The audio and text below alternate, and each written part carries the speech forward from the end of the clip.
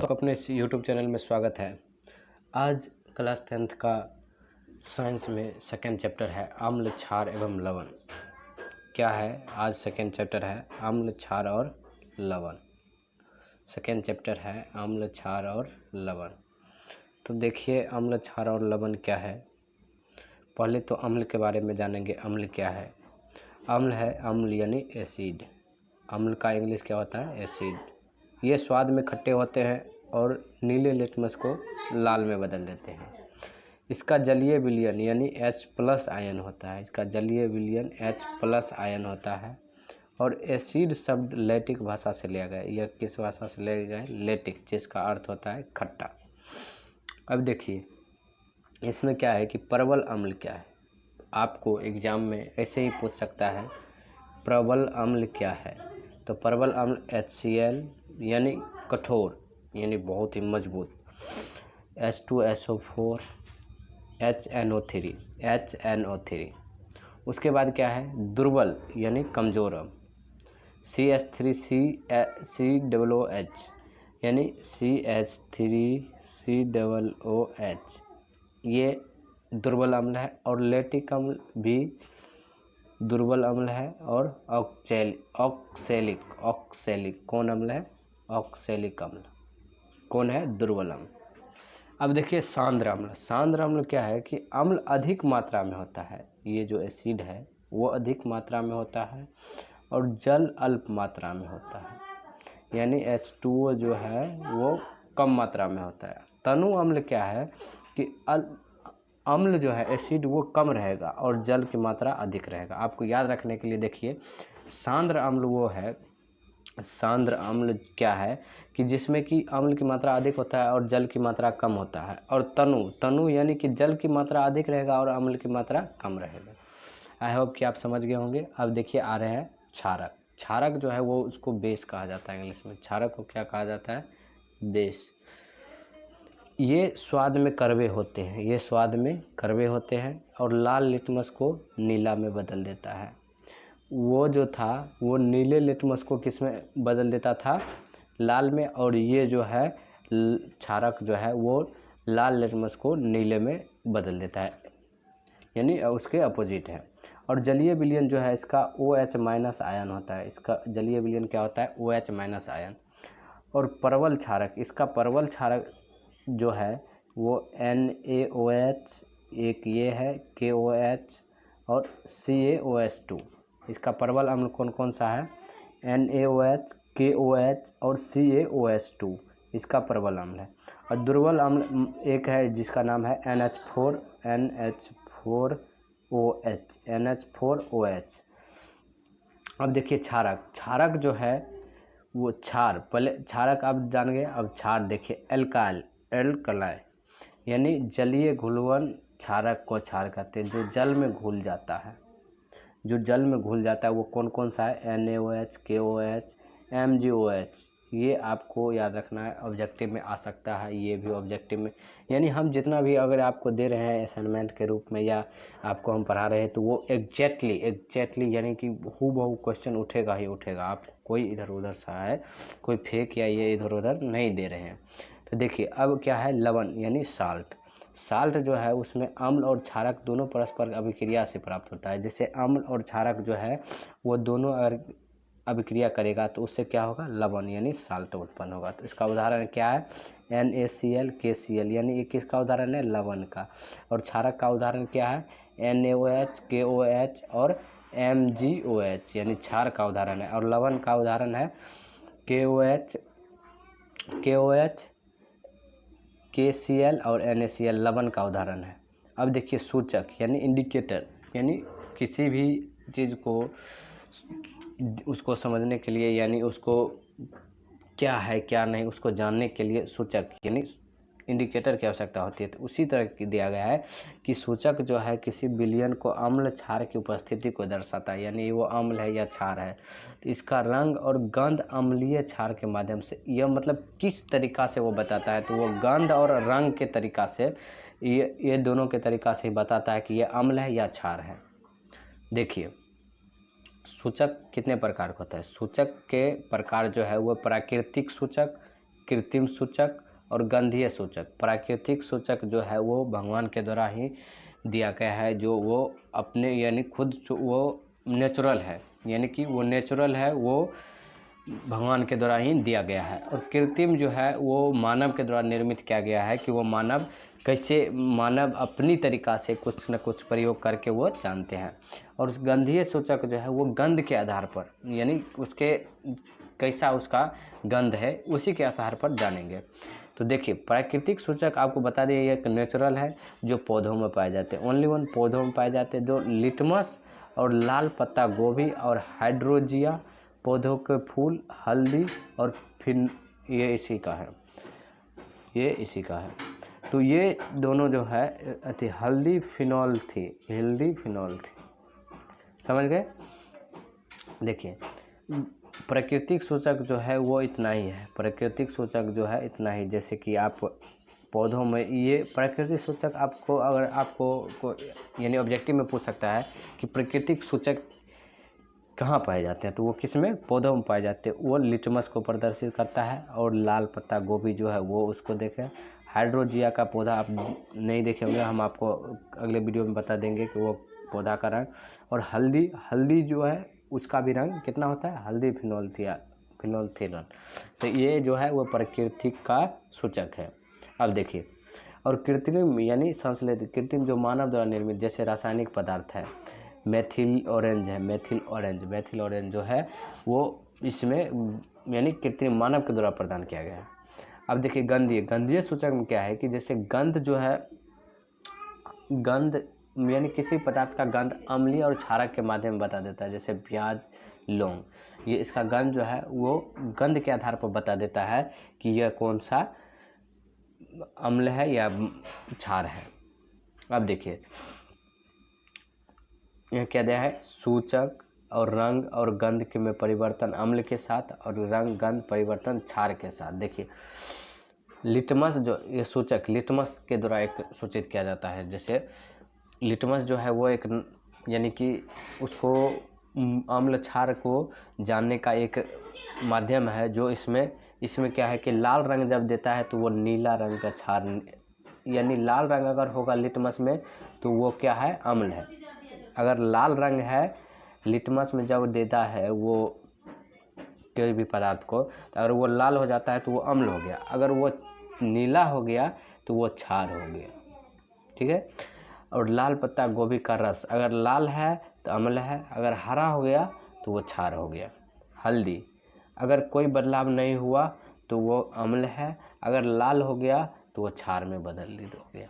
हाइड्रोजिया का फूल जो है उसका रस जो है नीला है तो वो अम्ल है, और गुलाबी हो गया तो वो क्षार में बदल गया। ये चारों जो है ये आपका है, यानी प्रकृति के द्वारा सूचित किया जाता है। और कृत्रिम जो है वो मात्र दो है, वो है फिनोल्थिया और मेथिलीन जो है रंगहीन है तो वो अम्ल है, और गुलाबी है तो वो क्षार है। अगर मेथिल ऑरेंज का जो है वो अगर लाल हो गया तो वो अम्ल हो गया, अगर पीला है तो वो क्षार हो गया। अब देखिए, गंध के आधार पर, जैसे प्याज का रस है अगर तीक्ष्ण गंध यानी कम है तो वो अम्ल हो गया, अगर कोई गंध नहीं है तो वो क्षार में परिवर्तित हो गया। और वेनिला का गंध अगर समान है तो वो अम्ल हो गया, और कोई गंध नहीं है तो वो क्षार में बदल गया। और लौंग का तेल जो है वो समान गंध अगर देती है तो वो क्या है, वो अम्ल है, अगर कोई गंध नहीं देता है तो वो क्षार है। अब देखिए, अम्ल और क्षार के रासायनिक गुण, अम्ल और क्षार जो है उसका रासायनिक गुण क्या है, तो पहले धातु के साथ अभिक्रिया करता है, तो अम्ल के साथ धातु की अभिक्रिया जो है अम्ल के साथ कराएंगे। तो जैसे देखिए, अम्ल और धातु को अभिक्रिया करेंगे तो लवण और हाइड्रोजन यानी बनेगा, तो लवण बनेगा और हाइड्रोजन आपका वो बाहर निकल जाएगा, यानी या ताप या दबाव या किसी और। आपको हम पिछले चैप्टर में बताए थे कि वो तीर का निशान जो है वो किससे, ताप, दाब, ये सब को प्रदर्शित करता है। तो अब देखिए, अम्ल के साथ करेंगे तो वो अम्ल जो है वो अम्ल और धातु को अभिक्रिया कराएंगे तो वो लवण में परिवर्तित हो जाएगा। और क्षार के साथ अगर क्षार को और धातु को करेंगे तो वो लवण के साथ होगा और हाइड्रोजन भी बनेगा। तो अब देखिए, अभिक्रिया देखेंगे, 2HCl को ZN धातु है, 2HCl एक अम्ल है, और इसके साथ अगर करेंगे तो ZnCl2 बनेगा, और H2 जो है वो बाहर निकल जाएगा। तो इसी तरह NaOH, 2NaOH एक क्षार है और Zn धातु है, तो धातु के साथ करेंगे तो वो Na2 और Zn बनेगा और H2 बाहर निकल जाए, तो सोडियम जिंकेट ये बनती है। अब देखिए पॉप टेस्ट क्या होता है कि हाइड्रोजन गैस से निहित यानी परखनली के पास अगर एक जलते हुए मोमबत्ती लाई जाती है तो पॉप की ध्वनि होती है, और इस टेस्ट को हाइड्रोजन की उपस्थिति दर्शाने के लिए करते हैं। यानी पॉप टेस्ट को हाइड्रोजन की स्थिति दर्शाने के लिए पॉप की आवाज़ जब ध्वनि निकलती है तो उसी टेस्ट को पॉप टेस्ट कहते हैं।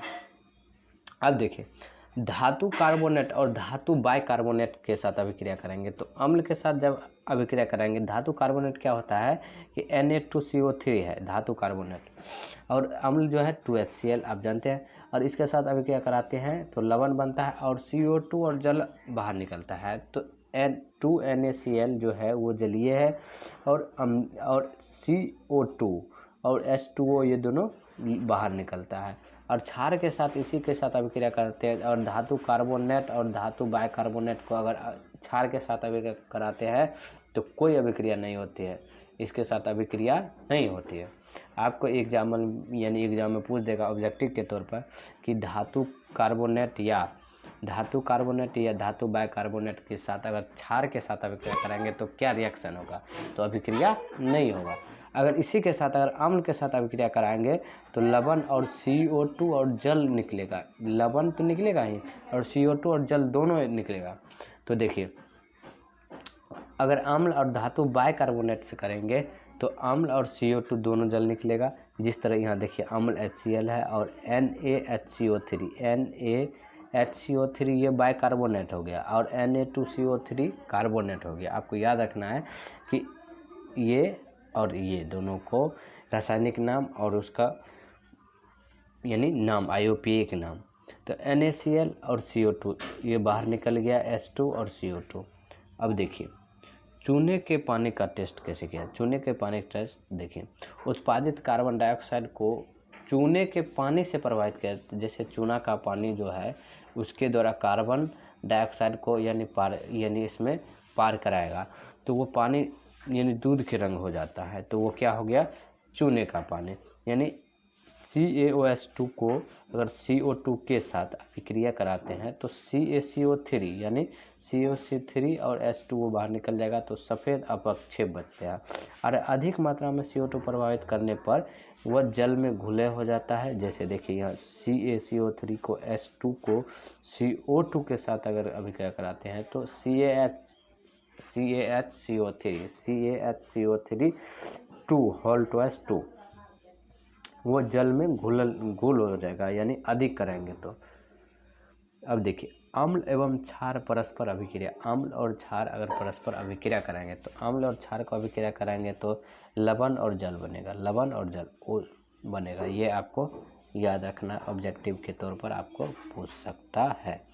अब देखिए उदासीनीकरण अभिक्रिया क्या है कि जब अम्ल द्वारा क्षारक का प्रक्षेपित प्रभाव और क्षारक द्वारा अम्ल का प्रभाव समाप्त हो जाता है तो परिणाम स्वरूप लवण और जल दोनों प्राप्त होता है। इसी को उदासीनीकरण करते हैं। यानी जब और अम्ल और क्षार को अगर अभिक्रिया कराएंगे, सीधे तौर पर समझेंगे कि अम्ल और क्षार को अभिक्रिया कराएंगे तो उसके स्वरूप जो है लवण और जल प्राप्त होगा, तो उदासीनीकरण उसी को कहते हैं। इसका देखिए एग्जाम्पल जैसे दिया है, NaOH और HCl को अभिक्रिया कराते हैं अम्ल और क्षार को, तो NaCl बनेगा तो लवण और उसके बाद H2O जल बनता है। जैसे प्रबल अम्ल और दुर्बल अम्ल को अभिक्रिया कराते हैं तो अम्लीय लवण बनता है। देखिए आपको अगर मेन इम्पोर्टेंट है, और यहाँ पर देखिए ये बहुत ही इम्पोर्टेंट है, आपको याद रख लेना है मेरे दोस्तों। आप अपने नोटबुक में उतार ले और इसको याद कर ले, एग्जाम में 100% आएगा ही, ऑब्जेक्टिव सब्जेक्टिव किसी भी तौर पर। प्रबल अम्ल और दुर्बल अम्ल को अभिक्रिया कराते हैं तो अम्लीय लवण और जल बनता है। दुर्बल अम्ल और प्रबल अम्ल अभिक्रिया कराते हैं तो क्षार बनता है। और प्रबल अम्ल और प्रबल क्षारक को अभिक्रिया कराते हैं तो उदासीन लवण बनता है, उदासीन लवण। और दुर्बल अम्ल और दुर्बल क्षारक को अभी क्या कराते हैं तो उदासीन लवण और जल बनता है। सभी में ये जल बनता ही है। देखिए जब दुर्बल को और दुर्बल दोनों को बनाते हैं उदासीन लवण बनता है। आपको ये याद रखना है कि प्रबल अम्ल और प्रबल क्षारक को उदासीन नहीं बनेगा और दुर्बल को करेंगे तो उदासीन नहीं बनेगा। लेकिन अगर प्रबल अम्ल है यानी मजबूत अम्ल है और कमज़ोर क्षारक है तो वो अम्ल बन जाएगा। अगर कमज़ोर अम्ल है तो वो क्षारीय बन जाएगा। समझ गए दोस्त? जो अगर सबसे मजबूत रहेगा वही बनेगा और जो कमज़ोर होगा वो नहीं बनेगा। तो इसी तरह देखिए फिर अगला है कि अम्लों के साथ धात्विक ऑक्साइड को अभिक्रिया, अम्ल के साथ अगर धात्विक ऑक्साइड अभिक्रिया कराते हैं तो क्या होता है। देखिए धात्विक ऑक्साइड जो है को और अम्ल का अभिक्रिया कराएंगे तो लवण और जल बनेगा। जैसे Cu और 2HCl अम्ल है और इसी के साथ अभिक्रिया कराते हैं तो लवण बनता है CuCl2, तो H2O फिर बाद में बनता है यानी जल बनता है। कॉपर क्लोराइड को बनाने के लिए विलियम को नीला रंग हो जाता है। अगर कॉपर क्लोराइड बनाते हैं तो विलियम का रंग नीला हो जाता है। अब देखिए धात्विक ऑक्साइड को प्रवृत्त क्षारीय होता है क्योंकि ये अम्ल के साथ अभिक्रिया करके लवण जल बनाते हैं। अम्ल के साथ अभिक्रिया करके लवण और जल, यानी आपको ऑब्जेक्टिव के तौर पर पूछ सकता है कि धात्विक ऑक्साइड क्षारीय होती है, धात्विक ऑक्साइड प्रवृत्ति की क्षारीय होती है। धात्विक ऑक्साइड का प्रवृत्ति यानी इसका क्षारीय होता है। जैसे देखिए Cu MgO ये दोनों क्या है, ये इसका उदाहरण है। अब देखिए मेरे दोस्तों अधात्विक ऑक्साइड को क्षारक के साथ अभिक्रिया कराएंगे तो अधात्विक ऑक्साइड को अगर क्षार के साथ अभिक्रिया कराते हैं तो लवण और जल बनता है। जैसे CO2 और CaH2, CaCO3 के साथ अभिक्रिया इसका अभिक्रिया करके CaCO3 बनाता है। यानी अधात्विक ऑक्साइड को अगर अभिक्रिया कराते हैं तो उसकी प्रवृत्ति अम्लीय होती है। अधात्विक ऑक्साइड की प्रवृत्ति अम्लीय होता है तथा विद्युत धारा में प्रवाहित करते हैं। ये विद्युत धारा में प्रवाहित हो जाती है यानी विद्युत धारा, ये विद्युत का चालक है। और धात्विक ऑक्साइड जो है वो विद्युत का चालक है। अब देखिए जलीय विलयन में अम्ल और क्षारक, जलीय विलयन जो है उसमें अम्ल और क्षारक दोनों करेंगे तो जल की उपस्थिति में H+ आयन, अम्ल जो है H+ आयन उत्पन्न करेगा। ये देखिए आपको बहुत इंपॉर्टेंट है, यहाँ पर आपको पूछ सकता है ऑब्जेक्टिव के तौर पर। जल की उपस्थिति में अम्ल H+ आयन करता है और H+ आयन जो है H3HO यानी हाइड्रोनियम अम्ल आयन के रूप में पाए जाते हैं। हाइड्रोनियम आयन के रूप में पाए जाते हैं ये H3HO। जैसे देखिए H+ आयन को H2O जल के साथ करेंगे तो प्लस आयन में आएगा यानी H3O+ यानी हाइड्रोनियम आयन, और HCl को H2O में करेंगे तो H3 और Cl यानी क्लोराइड निगेटिव में आ जाएगा।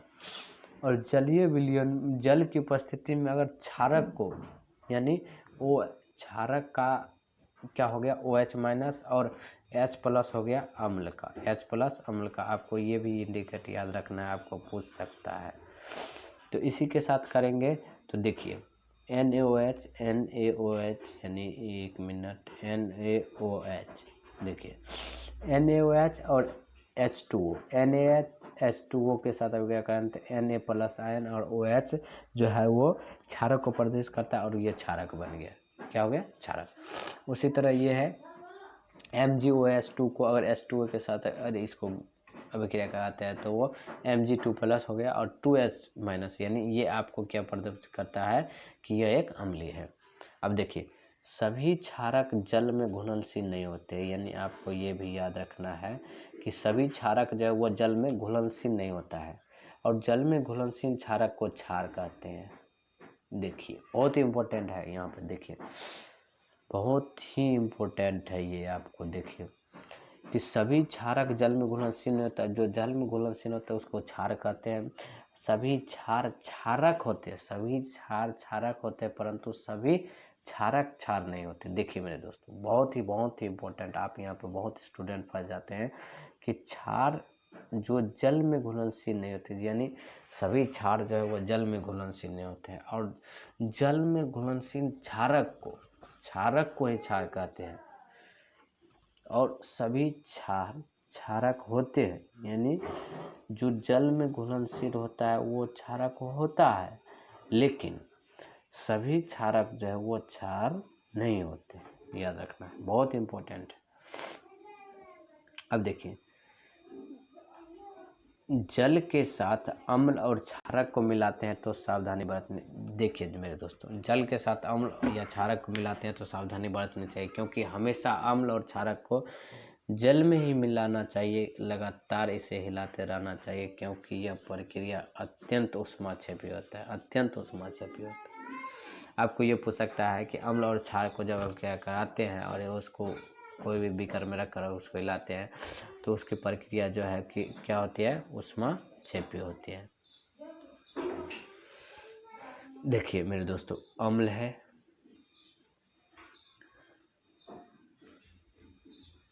एक मिनट देखिए, इसमें अम्ल और इसमें जल, इसमें अम्ल को जल को मिलाते हैं, इसमें अम्ल को मिलाते हैं, तो क्या सही है क्या गलत है? यानी अम्ल को जल में मिलाना चाहिए, लेकिन जल को अम्ल में नहीं मिलाना चाहिए। आपको क्या ऑब्जेक्टिव उठता है यहाँ पर? देखिए, जल को अम्ल में मिलाना चाहिए क्या अम्ल को जल में? तो अम्ल को जल में मिलाना चाहिए मेरे दोस्तों। आपको ये देखिए इंडिकेट कर रहा है, याद रखने के लिए। और सांद्र अम्ल जल में मिलाने पर उत्पन्न हुई ऊष्मा का कारण जो है वो अस्फुलित होकर बाहर आ जाता है, और आप जल भी सकते हैं। देखिए, इससे आग उत्पन्न होता है, और साथ ही अत्यधिक स्थानीय ताप के कारण कांच का पात्र भी टूट सकता है, कांच का पात्र टूट भी सकता है। देखिए, जब जल